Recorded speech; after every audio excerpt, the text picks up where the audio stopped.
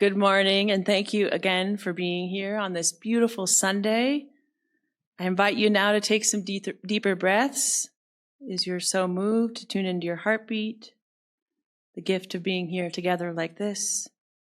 And I offer this preacher's prayer from Psalm 19. God, may the words of my mouth and the meditations of all our hearts be acceptable in your sight, our rock and our redeemer. Amen. She was born on December 13th, 1989. Some of people were stopped right there this morning. They're like, wait a minute, I was 40 in 1989. She was born in Reading, Pennsylvania, and lived there until when at age 13, her parents sold their farm to move to Hendersonville, Tennessee, to support her dream of becoming a country music star. And she has become so much more than that. And you know who I'm talking about? And for you to whom she is new, and you're like, what is going on with my church today? Why in the world are we focusing on Taylor Swift? Well, two reasons. One, we love Alyssa, and Alyssa loves her, and we're celebrating Alyssa since she's moving on to bigger and better things on July 28th. That's the first reason. The second reason is I think she has a lot to teach us as a progressive Christian church in 2023. In a time when article upon article is being written about how no one cares about community and about how divided we are and how people don't show up together anymore for a shared purpose, well, let me tell you, that is not exactly true. Now, I realize even though I waited 6 hours to get my tickets at face value, it's still a privilege to have attended the concert. So we can acknowledge that right there and just note that. And still, I think we have a lot to learn from Taylor Swift. Because officially, a religion is a collection of cultural systems, beliefs, and worldviews that relate humanity to spirituality and sometimes moral values. Religions have narratives, stories, symbols, traditions, and histories, and eventually shared meaning from the experiences that come from the sacred texts and the gathering. Well, you know what? Being a fan of Taylor Swift and her music has symbols, rituals, traditions, shared histories, and there's even been living rituals added by those at the shows. Like during You Belong With Me at the Bridge, fans who are super tuned in know to clap twice after she sings, "I'm the one who makes you laugh when you know you're about to cry." The clap mirrors the recorded claps in the song. It's a built-in ritual. And there are the shared histories, not just that she shared, but what is created by the community of those of us who gathered around this experience and the text, so to speak. What she has built and is building with her music and her art, with her radically inclusive community in her shows, I can't tell you, the dancers were all shapes. I've never seen, it wasn't just like stick people. It was beautiful bodies of all shapes and colors. Like that is a statement right there, who you have up there with you. She has built a community with her advocacy for those often marginalized. And she battled the corporate machine and who tried to steal her art and took her music back. Even in Tennessee, where it's very challenging, she has spoken up for the LGBTQ plus community and even spoken out for women's bodily autonomy.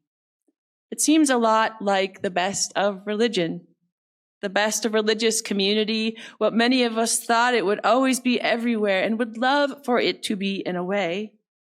So in a time where many congregations are in decline individually and collectively, when many systems are anxious and confused, uncertain of what to do in this new paradigm, what if it's not that no one cares about community or that people have lost interest? It's not that people don't want to show up together anymore for a shared purpose. What if people are just plain tired of communities that are inauthentic?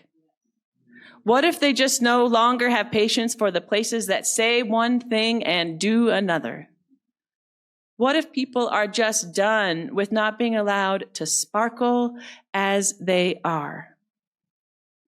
I think the pandemic clarified for many of us that life can change in an instant. and our time is precious. So why spend any more of it on things that don't match who we want to be and where we want to go? What if people are actually hungry to show up for something hopeful, something beautiful, something that allows heartbreak and healing to happen, and for hard things to be healed through ritual? And here's the other thing I wonder as I stood there singing and screaming with 70,000 people.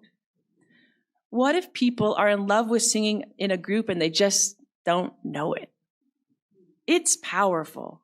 And doing that creates a shared experience that defies any description. I can't tell you what it felt like to chant, "Can I go where you go? Can we always be this close forever and ever?" We church people are all about singing together with other humans every single week. And of course, it's not as flashy, and you don't need tickets. And we do it imperfectly, and sometimes unrhythmically and awkwardly, but we do it with love. And we do it when all we have to offer is a croak. I've been pondering all kinds of things since we returned from the 34th General Synod of the United Church of Christ, gathering with people from all settings of the UCC. And we celebrated so many important things, including the election of the first woman minister and president of the UCC. I can't believe it took this long. I'm glad to be alive for it, and we were there for it. But amidst the celebrations was also lots of talk of decline. And frankly, I found it a little depressing and thought I could have used a chaplain at certain points in the gathering. There was lament in the loss of kids after the pandemic, a lament about how in-person worship attendance has declined, demographic shifts that mean an aging America that impacts religious community in particular ways, a seemingly huge reduction in the number of people who are interested in community, or at least that's how it was conveyed. And there were times when I wanted to say stop to the gathering and shout, yes, all of that can be true, and I disagree that people aren't interested. That's the wrong way to say it. People are just done with performative religion. They are done with communities who don't care about justice or climate change or racism or women's bodies. They are no longer interested in giving their time, and definitely not their money, to places and spaces that aren't willing to use their platforms to do what is right, even when it is hard. Are you with me? What if people of all kinds and combinations are in fact desperate for community? But for a lot of them, ain't no way they're going to look for it here. It's on us to get the message out about what you're going to find here.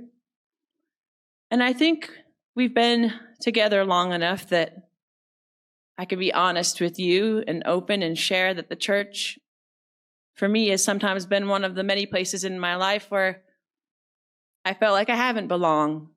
And I've wondered how differently my ideas and my experience and accomplishments would have been affirmed, seen, and received if I was a man. There have been many seasons where I've played this song on repeat, and especially this part. I'd be a fearless leader. I'd be an alpha type. When everyone believes you. What's that like? It felt like a text that understood me.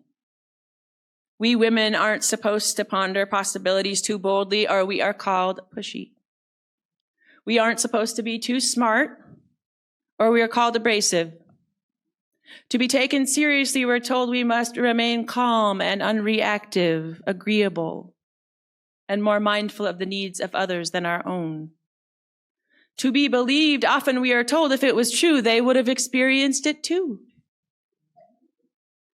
We aren't supposed to be excited to let our brightness find its place. We aren't supposed to speak too loud, or we're called too much. I love that line. They'd say, I hustle, put in the work. They wouldn't shake their heads and question how much of this I deserve, what I was wearing, if I was rude, could be separated from my good ideas and power moves. I know all the women in this room know exactly what I'm talking about. The stories shared after this song and so many others of hers felt like I was seen, like many of us were seen, our experiences affirmed.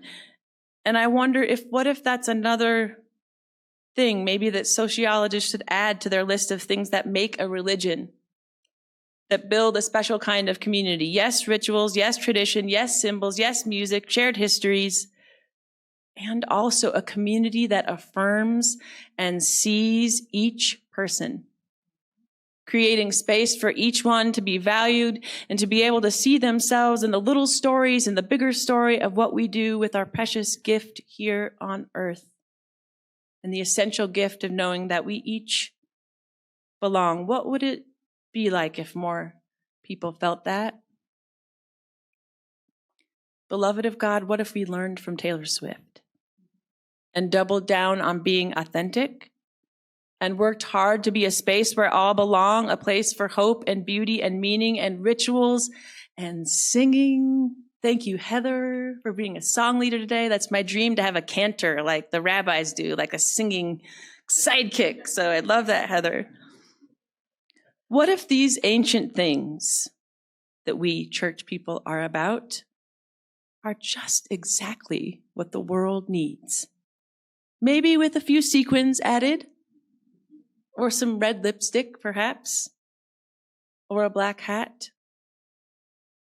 But what would it be if more people felt seen? What would that be like? May it be so. Amen. Greetings to you wherever you are watching this. For those of you whom I have yet to meet in person, I'm Reverend Nicola Marsh, pastor here at Community UCC.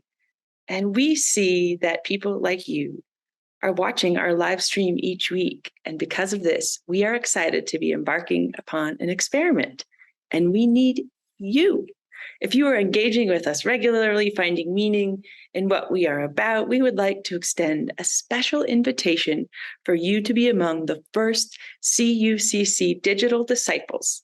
For signing up for just $10 a month, you will receive a t-shirt with the new CUCC logo.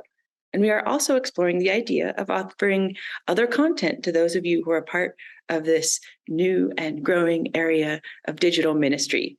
Sign up to support us in this new way at cuccboulder.org/support by clicking on the yellow donate tab and noting you are a digital disciple in the instructions.